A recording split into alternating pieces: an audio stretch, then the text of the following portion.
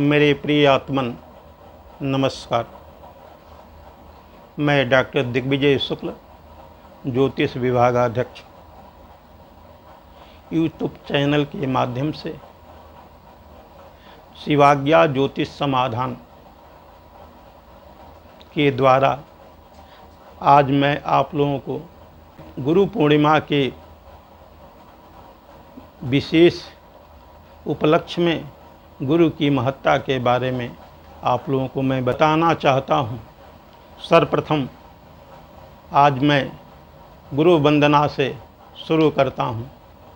गुरुर्ब्रह्मा गुरुर्विष्णु गुरुर्देवो महेश्वरः गुरुर्साक्षात् परं ब्रह्म तस्मै श्री गुरुवे नमः। गुरु की महत्ता तभी समाहित होती है जब शिष्य अपने उन्नयन के मार्ग पर आगे बढ़े। ब्रह्मा के रूप में गुरु जो है शिष्य का संरक्षण करता है, उन्नति करता है, उन्नतिकारक होता है। तभी ब्रह्मा की विशेषता गुरु समतुल्य माना गया है।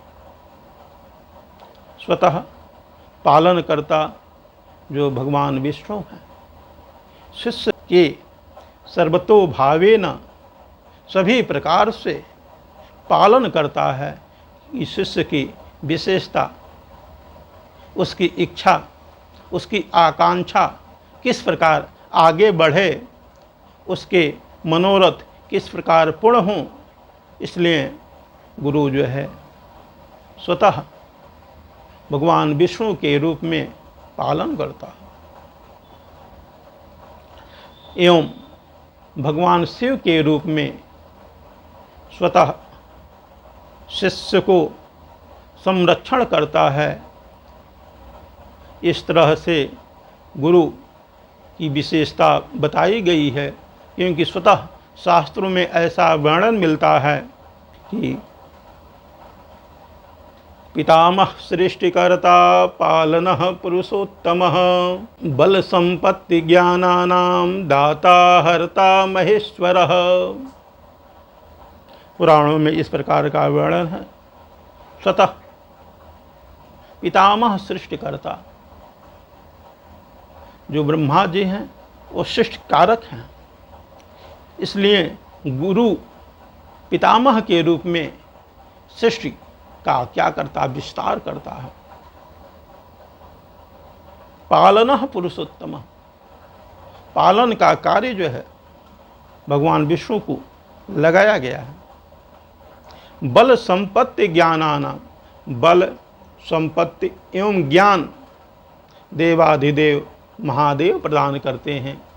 उसी तरह से शिष्य को बल संपत्ति एवं ज्ञान के लिए शिव के रूप में होकर के शिष्य का हर प्रकार से उनकी कामना को पूर्ण करता है।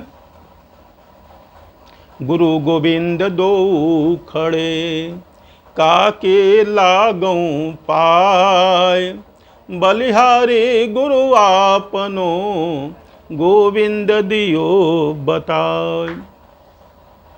देखिए, स्वतः भगवान भी कहते हैं गुरु गोविंद दो खड़े। गुरु और गोविंद यदि सम्मुख आपके खड़े हों, काके लागों पाए, तो किसको सर्वप्रथम प्रणाम किया जाए? तो बलिहारी गुरु आपने।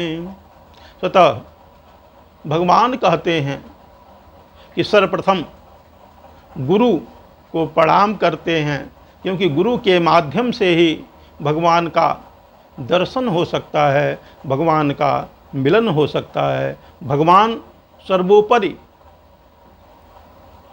इच्छा वाले हैं, सब कुछ प्रदान करने वाले हैं, लेकिन प्रभु को माध्यम यदि नहीं बनाएंगे, प्रभु की प्रेरणा नहीं होगी, प्रभु की कृपा नहीं होगी, गुरु का आशीर्वाद नहीं मिलेगा, तो निश्चय ही जीवन में वह सरस्वती के समुपासक छात्र अपने जीवन को कृतार्थ नहीं बना सकता है।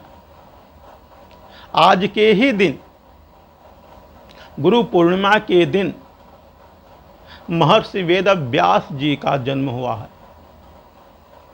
महर्षि वेदव्यास जी के पिता महर्षि पराशर जी और उनकी धर्मपत्नी सत्यवती के गर्भ से व्यास जी की उत्पत्ति होती है। वेदव्यास सभी शास्त्रों के इतने निपुण ज्ञाता थे। ऋग, यजुर, साम, अथर्व चारों वेदों का उन्होंने अध्ययन किया था।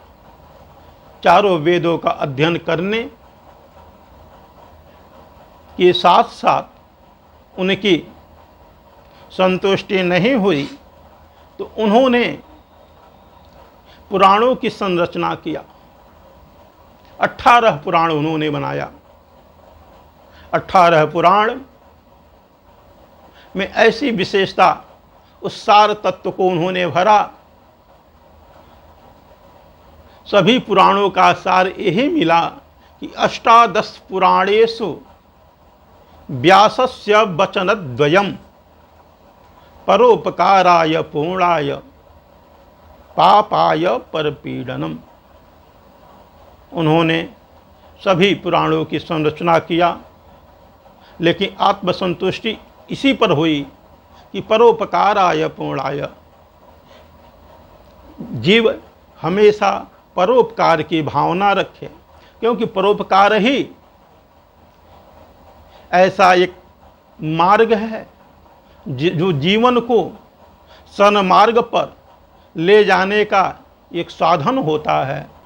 परोपकार ऐसा मार्ग है जो छात्र को, शिष्य को एक सन्मार्ग में ले जाने का मार्ग प्रशस्त करता है।